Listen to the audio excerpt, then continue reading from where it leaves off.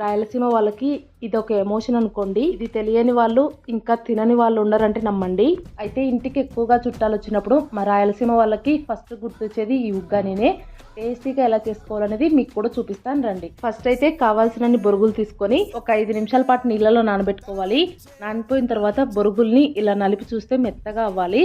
అలా నానిపోయిన తర్వాత మరీ గట్టిగా కాకుండా లైట్ గా పిండేసి పక్కన ఒక ప్లేట్ లో పెట్టేసుకోండి. ఇప్పుడు స్టవ్ పైన ప్యాన్ పెట్టుకొని కాస్త ఆయిల్ వేసి ఆయిల్ వేడెక్కిన తర్వాత తాలింపు గింజలు అన్ని వేసుకొని అలాగే కొన్ని పల్లీలు కూడా వేసుకొని ఫ్రై చేసుకోండి. అవి లైట్ గా ఫ్రై అయిన తర్వాత తురుము పెట్టుకున్న అల్లం అలాగే పచ్చిమిరపకాయలని సన్నగా కట్ చేసుకొని వేసుకోవాలి.